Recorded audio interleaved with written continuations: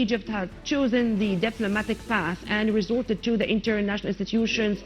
On top of the list was the United Nations. We stress that this option, it's not a kind of weakness yet, but it's an expression of power and deep faith that dialogue is the only and perfect way, and cooperation is the best way to achieve the interests of all the Nile Basin countries.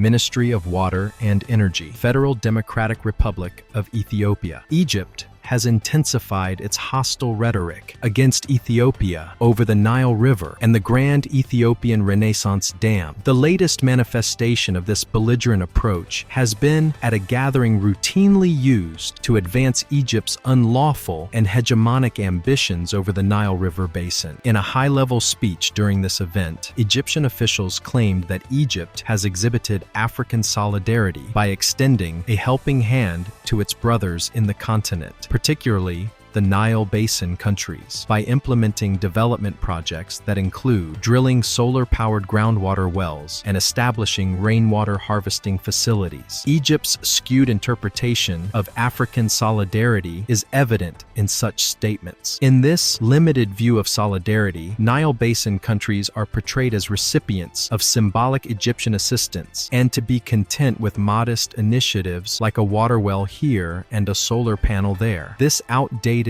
and insufficient notion of solidarity no longer aligns with the realities and aspirations of the African continent. Genuine solidarity requires acknowledging the right of all nations and peoples to development. This, in turn, requires recognizing the legitimate right of all riparian countries to utilize the Nile fairly and equitably as a shared resource. Egypt's colonial-era mindset has led to the pursuit of a failed and misguided policy of undermining Ethiopia instead of nurturing collaboration. Ethiopia, the source of 85% of the Nile River's waters, the origin of the mighty Abyei River, is on the path to prosperity. Ethiopia will not be pressured or cowed into abandoning its right to utilize the Nile to meet its water needs. Ethiopia's rise is a reality that cannot be reversed despite all the machinations, proxy shenanigans, and ill-conceived attempts of its adversaries. For decades, Ethiopia and other Nile riparian countries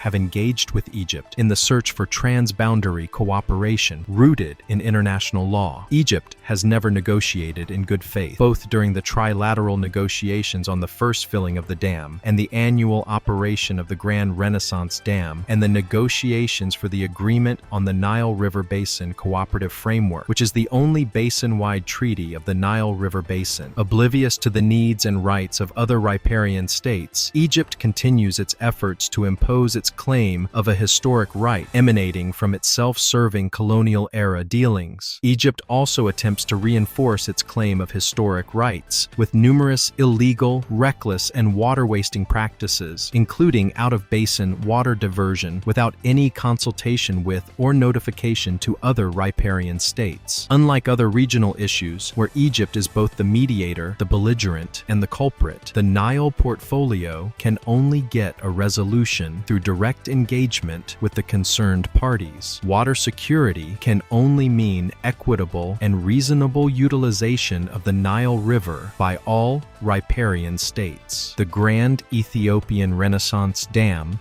GERD, is one of the several projects in the upper riparian countries of the Nile. As Egypt's fate is intertwined with other African riparian countries of the Nile, the only rational option is for Egypt to deal with other riparian countries on equal terms, in good faith, eschewing the threats, insults, and acts of subversion that have come to characterize the Egyptian approach to dealing with upper riparian countries. Egypt's unguided leap from fabricated claims of drought to another extreme of flooding only proves Egypt operates in extremes, unwilling and unable to find a solution centered on mutual interest. True to character, Egypt also drags Sudan into its self-fabricated crisis. The truth is, Ethiopia and Sudan maintain effective coordination on the Grand Ethiopian Renaissance Dam and will continue to translate their brotherly ties to the shared development of their people. As a country with a long experience of constructing and operating hydroelectric dams, Ethiopia upholds the highest level of professional standards in the management of its dams, including the Grand Ethiopian Renaissance Dam, Ethiopia's Green Legacy Initiative afforestation drive, and its salutary effect on the GERD